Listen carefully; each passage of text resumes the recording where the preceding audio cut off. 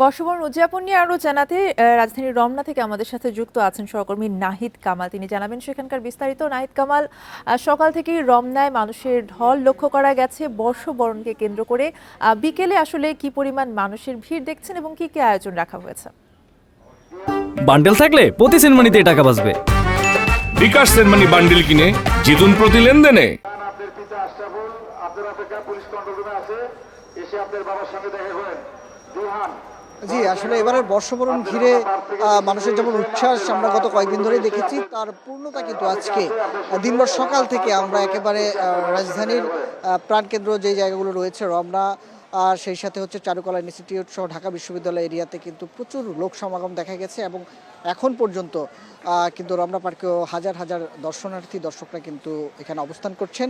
রমনার বর্তমান চিত্র যদি একটু দেখানোর চেষ্টা করি, মূলত আজকের এই দিনটি ঘিরে যারা এখানে এসেছেন পরিবারের ছোট সদস্য, বড় সদস্য এবং বয়োজ্যেষ্ঠ যারা আছেন, তারা বাঙালিয়ানার চিরাচারিত যেই উৎসব আয়োজন, সেই আয়োজন উপভোগ করতেই আজকে এখানে ছুটে এসেছেন এবং তারা নানানভাবে আসলে নতুন বছর উদযাপন এবং পুরনো গ্লানি ভুলে নতুনভাবে আসলে কিভাবে সূচনা করা যায় সেই আশাবাদ কিন্তু ব্যক্ত করছেন। এবার যেহেতু মঙ্গল শোভাযাত্রা থাকছে না, আনন্দ শোভাযাত্রায় রূপ নিয়েছে এবং সেই আনন্দ ঘন মুহূর্তের মধ্য দিয়েই আজকের দিনটি আমরা কিন্তু সকাল থেকে উদযাপন করতে দেখেছি। কোথাও তেমন কোনো অপ্রীতিকর ঘটনার খুব বেশি তথ্য কিন্তু আমাদের কাছে নেই।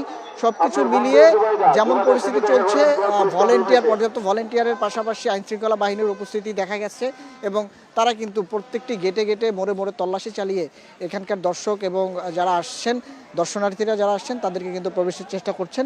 এবং একটা বিষয় আপনাকে একটু জানিয়ে রাখি, যেহেতু 5টার মধ্যে মূলত রমনা পার্ক কর্তৃপক্ষ যারা আছেন তারা বলেছেন 5টার পর আসলে আর এখানে প্রবেশের সুযোগ তারা দিচ্ছেন না।